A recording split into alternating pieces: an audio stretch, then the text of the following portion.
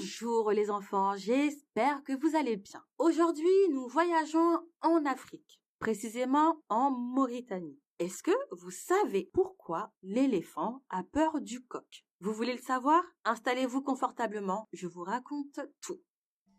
Autrefois, pendant la saison froide chez nous, les animaux comme les hommes coupaient du bois pour se réchauffer. Cette année-là, il faisait vraiment froid. Il faisait tellement froid que les oiseaux n'arrivaient même plus à voler. Tellement froid que les animaux arrivaient difficilement à sortir de leur case et leurs pattes restaient collées au sol une bonne partie de la journée. Un matin, Golo, le singe, vient voir Samba le forgeron et lui dit « Samba, vite, fais-moi une hache. Je n'en peux plus, il fait froid. » Samba aussitôt commença le travail. Quelque temps après arriva Bouki la hyène qui dit en nasillant « Samba, vite, fais-moi une hache. »« Je veux bien, » répondit Samba, « mais il y a un problème. »« Lequel ?»« Il y a que Golo, le singe, vient juste de m'en commander une. Et il semble très pressé. »« Écoute, » dit Bouki, « s'il revient, dis-lui que c'est moi, Bouki, la hyène, qui veut la hache d'abord. » Quand Golo le singe revient pour voir l'avancement des travaux, Samba lui fit savoir le message de Bouki.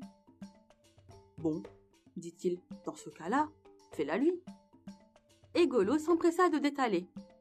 Arriva alors Gayende le lion, qui à son tour commanda une hache. « Je veux bien, » lui dit Samba, « mais je travaille à une hache pour Bouki la hyène. » « Écoute, » dit Gayende, « si Bouki revient ici, dis-lui que c'est moi, Gayende le roi lion, qui veut la hache en premier. » Quelque temps après, Bouki arriva pour récupérer sa hache. « Attention, » lui dit Samba le forgeron. « Après ton départ, Gayende est venu et il a demandé la hache. »« Dans ce cas, fais-la lui, » dit Bouki en détalant. Quelques minutes après, Samba vit venir Niaï, l'éléphant. « Samba, vite, vite, fais-moi une hache. »« Je veux bien, » répondit Samba, « mais Gayende le lion vient juste de commander cette hache que je fais. »« Quoi ?» dit Niaï l'éléphant. « S'il revient, dis-lui que c'est moi, Niaï, qui veux cette hache. » Au retour de Gayende, Samba lui a appris le message de Niaï l'éléphant. Aussitôt, le lion détala. Quand Samba leva sa tête pour regarder Gayende courir, il vit venir Ganar le coq qui, à son tour, commanda la hache.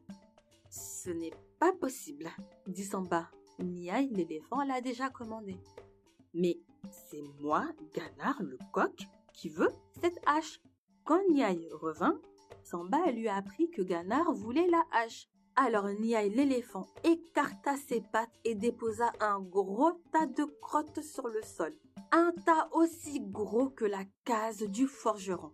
Puis il dit à Samba, « Si Ganar revient, dis-lui que c'est celui qui a déposé ça qui aura la hache. » Quelque temps après, Ganar le coq, accompagné de nombreuses poules, revint. En voyant le tas de crottes, il se jeta dessus, le dispersa et le mangea. Quand il n'en resta rien, il enleva une de ses plumes et la planta au milieu de l'endroit où était le gros tas.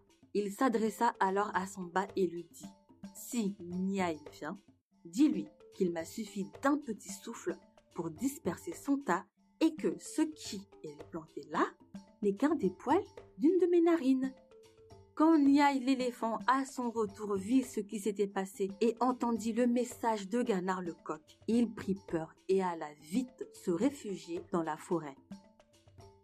Depuis ce jour, l'éléphant vit au fond de la forêt et ne s'approche plus des villages.